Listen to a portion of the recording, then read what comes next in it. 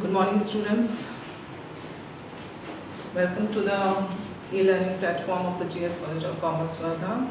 I'm Humaira Kazi and I'm taking your monetary economics. So in the earlier videos, you have seen the first unit of the monetary economics part 1, that is this part 1, becomes second year. Now in the second unit, we are going to deal with the two chapters, that is inflation and deflation. In this unit, we have only two chapters. Now we will focus on the aspect of inflation. Have you heard the word महंगाई? What is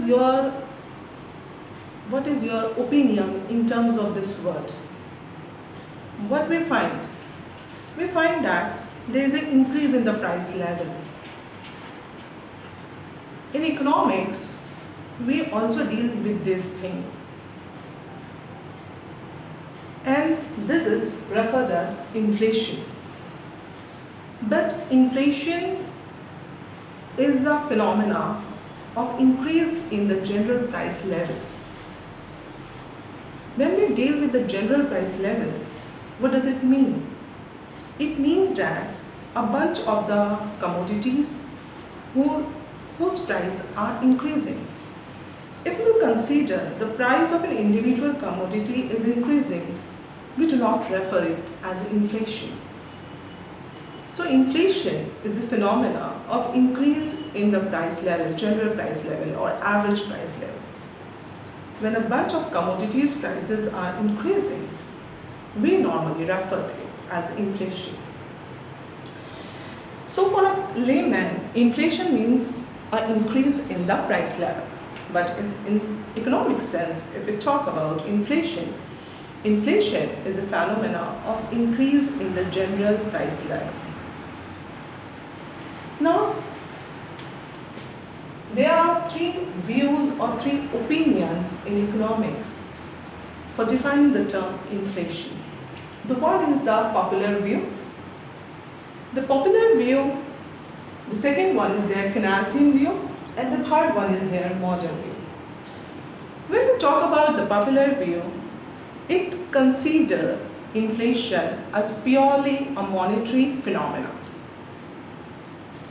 whereby the economists focus that inflation is a situation where there is more money in the economy, and as a result of that, there is an increase in the general price level. When we talk about the inflation, inflation is always associated with the money supply. If you remember, we had studied the quantity theory of money. The quantity theory of money suggests that there is an inverse relationship between the money supply and the value of money. What does it mean? It means that if the money supply is more, the value of money will decline. And another view in the quantity theory of money is that when the money supply increases, as a result of that, the price level also increases. The same thing is here. So when the popular view says that is a state in which the value of money falling, that is the prices are rising. Why so the value of money is falling? Because there is more money supply in the economy. What does it has? The effect. See, when there is more money in the economy, but natural, there will be the increase in the demand for the goods and services. Just imagine or take the example. If an individual has the income of 20,000 rupees per month, his expenses will be according to 20,000 rupees. He will spend the money within his limit. But when his income increases from 20,000 to 30,000, Now he has more money, that is 10,000 rupees extra he has as a disposable income. And these 10,000 rupees which he is having more will use for demanding the more goods and services. So what we conclude, that if the more money is there in the economy, but natural, it will increase the demand. Not only the demand of an individual, but the aggregate demand. When there is a more demand, aggregate demand, but the supply is also, aggregate supply is not accordingly increasing, there will be a gap, and that gap will push the price level to increase. So the popular view considers inflation as a monetary phenomenon.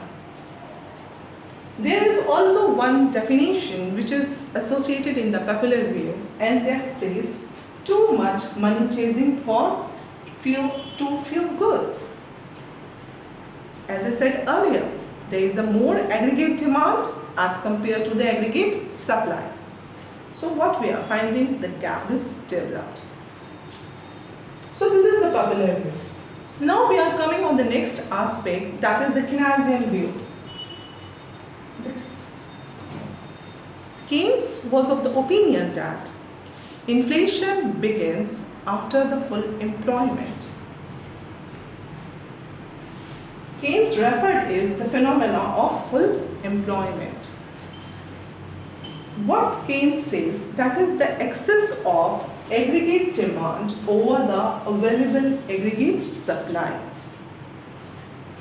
So Keynes was of the opinion that there is a more aggregate demand as compared to the supply, and as a result of that we find the price level increases.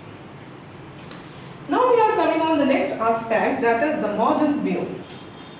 The modern view considers the two main aspects. One is the cost and the demand aspect. And we can also say that the two theories are associated. One is the cost push inflation and the other one is the demand pull inflation. When we say the cost push inflation, the cost is also one of the important factors in determining the price level. See, there is a situation that there is more organized labor unions, and these more organized labor unions ask for the more wages. Similarly, sometimes we feel that or we find that there is an increase in the material price, cost, material price, raw material price. As a result of that, the cost of production increases. To adjust with the increasing cost, the price level also increases. So what the theory of cost push inflation says, the cost push inflation theory says that the inflation also develops because of the increase in the cost of production. The second aspect under the modern view is the demand pull inflation. This demand pull inflation focused on the more aggregate demand.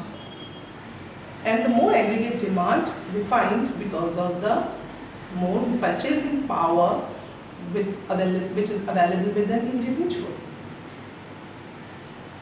So these are the three views which are associated with the inflation. The popular view, which says that it's a purely monetary phenomena, too much money chasing for too few goods.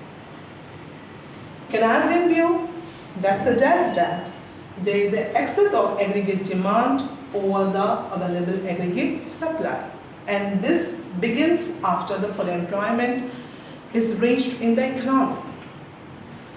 When we talk about the modern view focused on the cost and the demand aspects. Cost push inflation, and the second one is their demand pull inflation. Cost push and the demand pull inflation. Now we will focus on the features. So, inflation is a monetary phenomena which begins after the increase in the money supply. There are various factors which are responsible for increase of the money supply in the economy, which we will see under the causes of the inflation. But here at the beginning stage, you should know that the inflation is developing because of the more money supply in the economy. The inflation may be the demand pull and the cost push.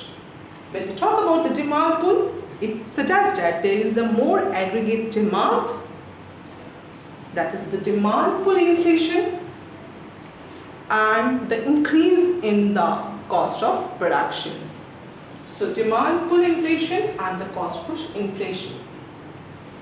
When we talk about the inflation, inflation is a phenomenon of increase in the average price level or the general price level. Increase in the price of tomatoes will not be referred as inflation. Individual commodity, as I give the example of the tomato.